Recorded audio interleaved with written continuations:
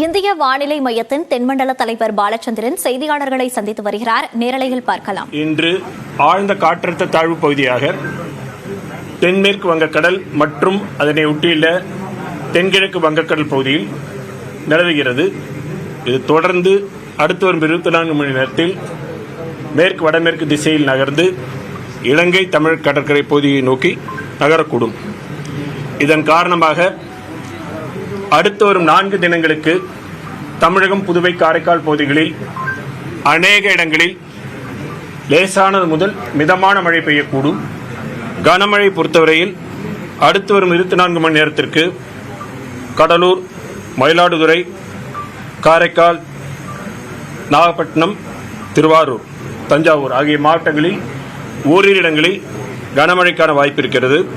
நாளை டெல்டா மாவட்டங்கள், கடலூர், காரைக்கால் ஆகிய மாவட்டங்களில் ஓரிரு இடங்களில் கன முதல் மிக கனமழையும், திருவள்ளூர், சென்னை, காஞ்சிபுரம், செங்கல்பட்டு, விழுப்புரம், கள்ளக்குறிச்சி, அரியலூர், சிவகங்கை, ராமநாதபுரம் ஆகிய மாவட்டங்களில் ஓரிரு இடங்களில் கனமழைக்கான வாய்ப்பு இருக்கிறது. 12ஆம் தேதி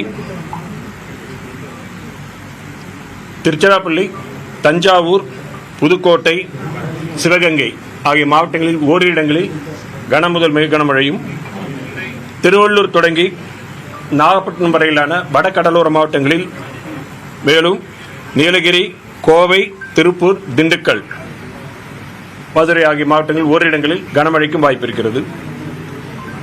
13ஆம் தேதி தென் தமிழக மாவட்டங்கள் மற்றும் மேற்கு மலை தொடர்ச்சி ஒட்டியுள்ள மாவட்டங்களில் ஓரிரு இடங்களில் கனமழைக்கான வாய்ப்பு உள்ளது.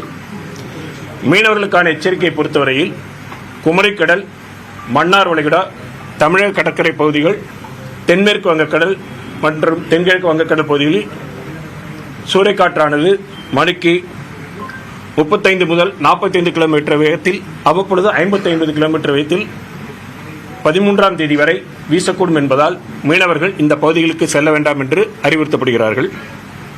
வடகிழக்கு பருவமழை பொறுத்தவரையில் தமிழகம், புதுவை, காரைக்கால் பகுதிகளில் கடந்த அக்டோபர் 1 முதல் இன்று வரையிலான காலகட்டத்தில் பதிவான மழையின் அளவு 45 சென்டிமீட்டர். இந்த காலகட்டத்தின் இயல்பு அளவு 40 சென்டிமீட்டர். இது இயல்பை விட 14% அதிகம்.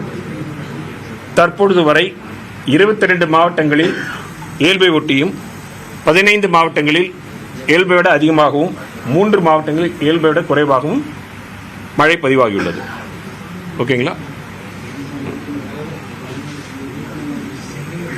ஸோ காற்றழுத்த தாழ்வு பகுதி இருந்தது, இப்போ வெல்மார்க் லோ ப்ரெஷர் ஆயிருக்கு. அவ்வளோதான். வெல்மார்க் லோ ப்ரெஷர் ஸ்லோவாக நகர்ந்துருக்கு. ஸ்லோவாக தான் நகரும்.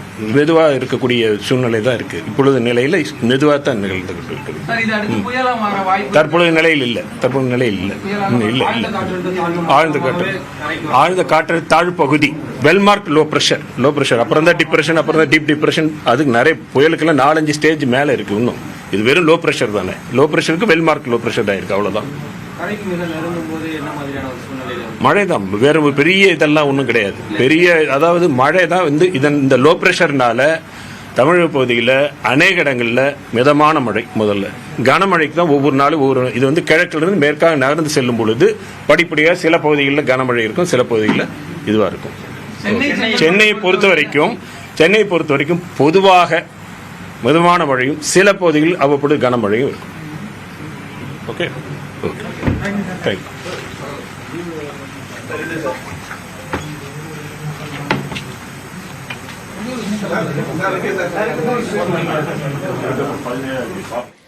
இந்திய வானிலை மையத்தின் தென்மண்டல தலைவர் பாலச்சந்திரன் செய்தியாளர்களை சந்தித்த காட்சிகளை பார்த்தோம்.